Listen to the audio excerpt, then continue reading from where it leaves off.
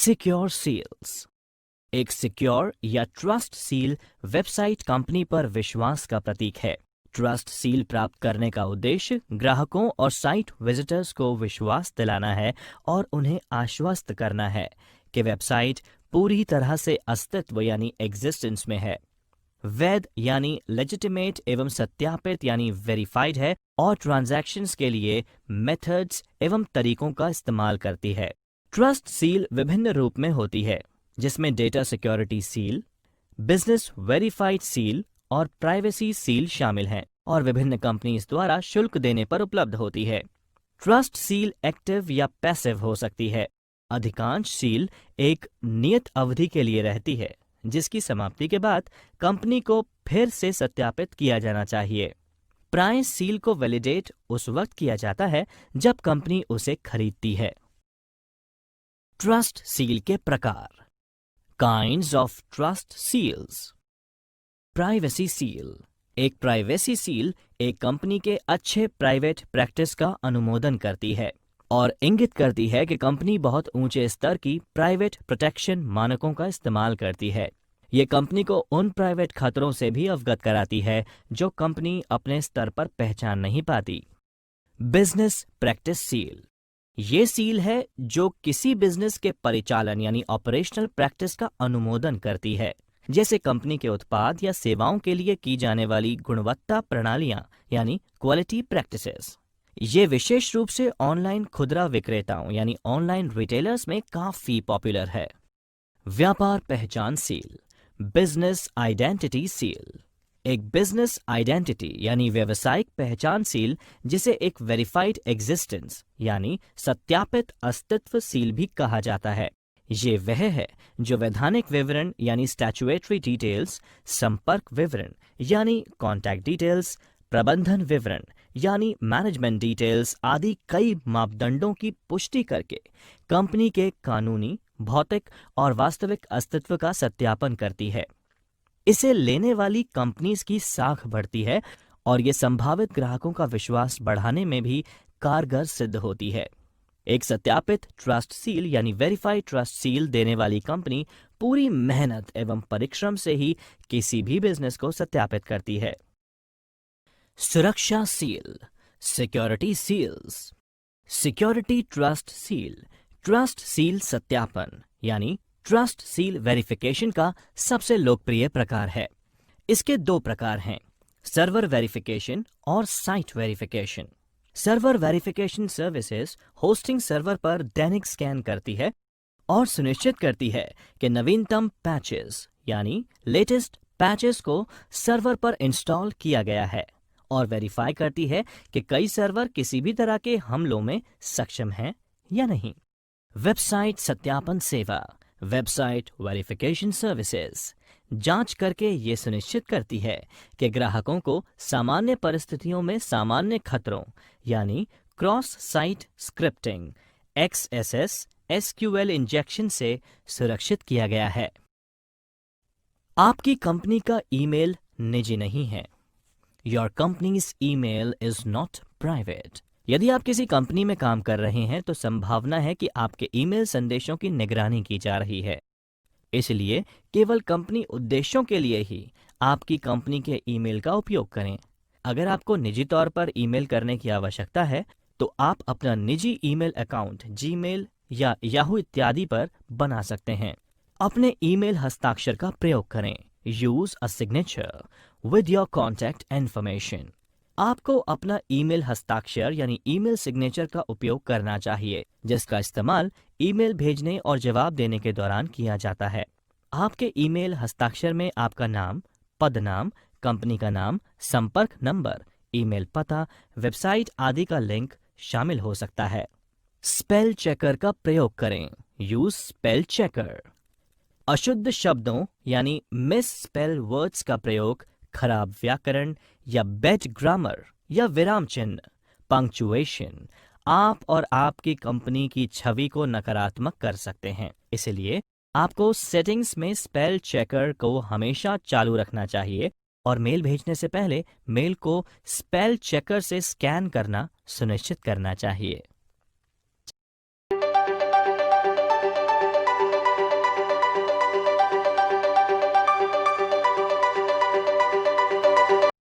IT के सामाजिक, कानूनी और नैतिक पहलू, social, legal and ethical aspects of IT. सूचना प्रौद्योगिकी, जिसे आमतौर पर आईटी कहा जाता है, हमारे समाज में एक महत्वपूर्ण भूमिका निभा रहा है। आईटी हमारे जीवन के हर क्षेत्र में मौजूद है। घरों से कार्यालयों तक, सामान्य स्टोरों से बड़े संगठनों में, गैर सरकारी संगठनों और सरकारी विभागों में और इसी तरह कई और स्थानों पर आईटी और आईटी सक्षम सेवाएं यानी आईटी एनेबल सर्विसेज बहुत तेज गति से बढ़ रही हैं। आईटी समाज में विकास एजेंट की भूमिका निभा रहा है, लेकिन साथ ही साथ हम साइबर अपराध यानी साइबर क्राइम, कॉपीराइट मटेरियल की चोरी यानी पायरेसी ऑफ कॉपीराइटेड मटेरियल, साहित्यिक मटेरियल की चोरी यानी प्लेगियरिज्म, जालसाजी आदि घटनाओं से भी परेशान हो रहे हैं। सोशल नेटवर्किंग के बढ़ते गहरे प्रभाव की वजह से जहां एक तरफ लोग अपने करीबी लोगों के साथ जुड़ते जा रहे हैं, वहीं दूसरी तरफ साइबर अपराधी यानी साइबर क्रिमिनल्स सामाजिक इंजीनियरिंग यानी सोशल इंजीनियरिंग के जरिए लोगों की कीमती जानकारी प्राप्त करके उन्हें नुकसान पहुंचाने की रणनीति तैयार कर रहे हैं।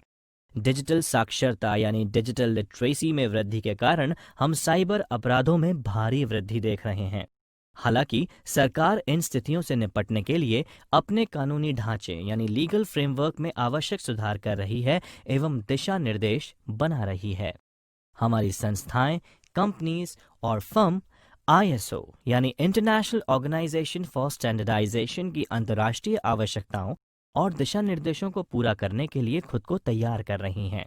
आईएसओ 27001 अंतर्राष्ट्रीय साइबर सुरक्षा मानदंड यानी इंटरनेशनल साइबर सिक्योरिटी स्टैंडर्ड है, जो एक सूचना सुरक्षा प्रबंधन प्रणाली यानी इंफॉर्मेशन सिक्योरिटी मैनेजमेंट सिस्टम की स्थापना, कार्यान्वयन, संचालन, निगरानी, समीक्षा, रखरखाव और सुधार के लिए एक मॉडल प्रदान करता है। भारत में आईटी के लिए कानूनी ढांचा, legal framework for IT in India. भारतीय आईटी अधिनियम 2000 यानी इंडियन आईटी एक्ट 2000, ये भारत में साइबर अपराध और इलेक्ट्रॉनिक कॉमर्स से संबंधित प्राथमिक कानून यानी प्राइमरी लॉ है। ये अधिनियम इलेक्ट्रॉनिक अभिलेखों और डिजिटल हस्ताक्षरों को मान्यता देकर इलेक्ट्रॉनिक प्रशासन के लिए कानूनी रूपरेखा यानी legal framework for electronic governance प्रदान करता है। ये साइबर अपराधों और उनके लिए निर्धारित दंड यानी पेनल्टीज भी परिभाषित करता है। धारा 65 सेक्शन 65 कंप्यूटर सोर्स कोड के साथ छेड़छाड़ यानी टैंपरिंग। धारा 66 हैकिंग और कंप्यूटर अपराध। धारा 43 इलेक्ट्रॉनिक अभिलेखों यानी इलेक्ट्रॉनिक रिकॉर्ड्स के साथ छेड़छाड़ करना। धारा 67 इलेक्ट्रॉनिक रूप में अश्लील यानी ऑब्सीन जानकारी छापना। भारतीय कॉपीराइट अधिनियम 1957, इंडियन कॉपीराइट एक्ट 1957। यह कॉपीराइट अधिनियम ये निर्धारित करता है कि कोई भी व्यक्ति जो जानबूझकर कंप्यूटर प्रोग्राम की एक अवैध प्रति यानी illegal copy of computer program बनाता है, ये पनिशेबल होगा। कंप्यूटर प्रोग्राम्स हेतु कॉपीराइट प्रोटेक्शन उपलब्ध है, लेकिन कोई पेटेंट प्रोटेक्शन नहीं है। भारतीय दंड संहिता इंडियन पीनल कोड। धारा 406 विश्वासघात का अपराध। धारा 420 धोखाधड़ी और बेईमानी, बोगस वेबसाइट, साइबर धोखाधड़ी। भारतीय संविदा अधिनियम 1872, इंडियन कॉन्ट्रैक्ट एक्ट 1872 कॉन्ट्रैक्ट के उल्लंघन, क्षति और अनुबंध के विशिष्ट प्रदर्शन के मामले में उपचार प्रदान करता है। आज सूचना प्रौद्योगिकी के क्षेत्र में नवाचार समाज के विभिन्न क्षेत्रों में व्यापक प्रभाव डाल रहा है और नीति निर्माता यानी पॉलिसी मेकर्स आर्थिक उत्पादकता यानी इकोनॉमिक प्रोडक्टिविटी, बौद्धिक संपदा यानी इंटेलेक्चुअल प्रॉपर्टी अधिकार, गोपनीयता संरक्षण यानी प्राइवेसी प्रोटेक्शन और सूचनाओं की उपलब्धता और पहुंच की समस्याओं से जुड़े मुद्दों पर काम कर रहे हैं। अभी किए जा रहे प्रयासों एवं हमारे द्वारा चुने गए विकल्पों के बाद में स्थायी परिणाम होंगे, लेकिन साथ ही उनके सामाजिक और आर्थिक प्रभावों यानी सोशल एंड इकोनॉमिक इम्पैक्ट्स पर ध्यान दिया जाना चाहिए। सूचना प्रौद्योगिकी में नैतिकता यानी एथिक्स और नैतिक आचार संहिता यानी एथिकल कोड ऑफ कंडक्ट की बहुत आवश्यकता महसूस की जा रही है। नैतिकता ये निर्धारित करती है कि एक व्यक्ति के लिए क्या अच्छा है, समाज के लिए क्या अच्छा है, और इसके हिसाब से लोगों द्वारा किए जाने वाले कार्यों एवं कर्तव्यों को स्थापित करती है।